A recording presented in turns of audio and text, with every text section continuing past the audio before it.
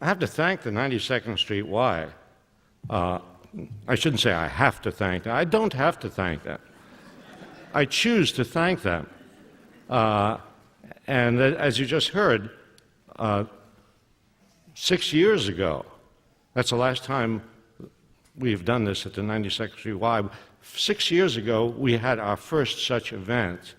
It was February 23rd, 2003. It was just before the war began in Iraq. And just after, and some of you may remember this, on February 15th, a worldwide demonstration against the war on one day, simultaneously, about 10 to 15 million people around the globe protesting against the war. So that was the context in which we had our reading here at the 92nd Street Y. And I mention that because we want the things that we do to have some connection with what is happening in the world outside. It's not just history, it's not just past, it's very present. And by the way, I want to thank a couple of the people who were responsible for organizing this today. Ruth Wiener of Seven Stories Press and Brenda Coughlin, who've been doing a lot of work for this, as well as Anthony Arnold. Yeah, and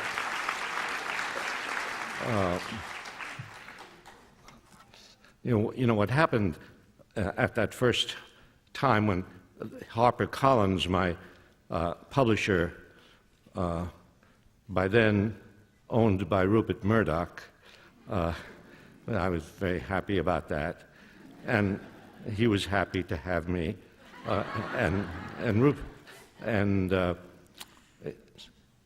HarperCollins. Fortunately, in big organizations, the person at the very top very often doesn't know what's happening. I don't think Rupert and Murdoch knew that they were celebrating a millionth copy sold of A People's History, which was just as well, because he would have stormed the Y with, machine guns and artillery and his usual style. But when the idea first came out from HarperCollins, let's celebrate this occasion of all these copies sold of People's History, there's a question, well, how shall we celebrate it? And some people suggested, well, let's see, let's bring some historians on the stage to discuss history. I said, please, not that. And then I got this, what I think was a brilliant idea. I'm a very modest person, but this was a brilliant idea. I thought, let's get actors. Let's get actors to read actual, real documents from history, and no, not the kind of things that you have in traditional books of documents. When I was going to graduate school, I given a big fat book of documents, documents of American history. And what it consisted of the speeches of presidents, the laws passed by Congress, decisions of the Supreme Court. No, this was going to be a different set of documents. Well, it's going to be documents based on the idea of a people's history. It's going to be the words, the speeches, the memoirs, the songs, the poems, the things said by people who are not in power, working people, men and women, black people, Native Americans, prisoners, rebellious, mutinous soldiers, and we're going to have that kind of document. And it was in a historic event. We assembled a wonderful cast. We had James Earl Jones reading Frederick Douglass. We had Kurt Vonnegut reading Eugene Debs. Yeah. We had Marissa Tomei reading the words of a New England mill girl. Some of these things you will hear tonight read by other and also talented actors. We had Alice Walker reading Fannie Lou Hamer, the Mississippi sharecropper. It was quite a night. The Y remembers it, and I do. And so it was sometime after that, or roughly around that time, that Anthony Arnove and I decided, and along with Dan Simon of Seven Stories Press, decided to put together a book which was just a collection of documents, not like my People's History, which has snippets of quotations, dotting the book here and there, but to just use the full documents and put them all in one volume, which we called Voices of a People's History. And so we have this volume with 200 documents in it. And we've drawn from that for these events which have taken place around the country, events like tonight where we've had different casts of actors and artists reading some of these documents. And very often we would draw upon local people to read the documents. And I remember once in Western Massachusetts when we had a reading, we had a woman who had been jailed 13 times for civil disobedience reading a speech she gave to the judge on one of her jailings.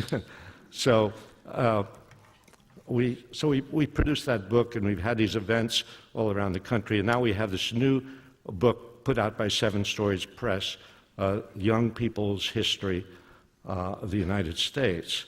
And there's sort of two aspects to this idea of a young people's history. Well, one is that we wanted to take my people's history, which mostly used in colleges and in high schools too, but we had been approached by many teachers and parents asking if there was a people's history for younger people, for middle school people, for 10, 12-year-old people. And so Rebecca Steffoff undertook the job of adapting my book for young people. And you will see if you buy the book tonight, or even if you refuse to buy the book tonight, if you just look at the book as somebody else is buying it, you will see it's a very attractive book. And so it's one that's for younger people, and two, it also incorporates the words of some young people who themselves played a role in history. And when you think about it, how many times have you read, when you've read history of the United States, how many times have you read about the role of young people in history? And yet they've played a very important role. And now I remember, coming across when I was reading about and writing about the Colorado coal strike of 1913-14, writing about Mother Jones, the 80-year-old organizer for the United Mine Workers. And I remember reading that Mother Jones had led a kind of march of children who'd worked in the mines, and she led a march of children through the countryside to the home of the President of the United States on Long Island, to Theodore Roosevelt. And it was a march against child labor. And these kids were carrying signs saying, "We want time to play." One of the documents you'll hear tonight has to do with child labor. And one of the documents you hear tonight, you'll hear from a young person, younger than we've ever had in one of our readings. So this is something new. But young people have played this remarkable role in the movements of our time. And you will also hear tonight the reminiscence of a young woman in Montgomery, Alabama, who refused to leave her front seat on the bus. The year before, Rosa Parks refused to do so and was arrested. And history is full of the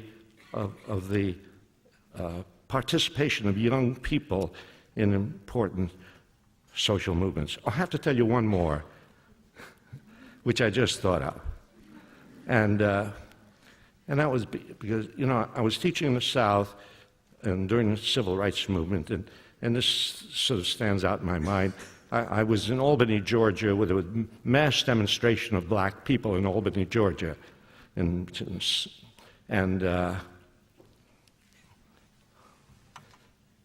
and they were arrested in large numbers. That, like at one point, 1/3 of the entire black population of Albany, Georgia, was in prison. And so there was this scene of this long line of African Americans in Albany, Georgia, long line standing before the desk of the chief of police, who was booking them and taking down their names, And so then he looks for the next person in line, and he can't see the next person in line because the next person in line is below the level of the desk. And so a little boy, and chief of police is a little taken aback, but he goes through his routine. He says, "Well, what's your name, boy?" And the boy says, "Freedom."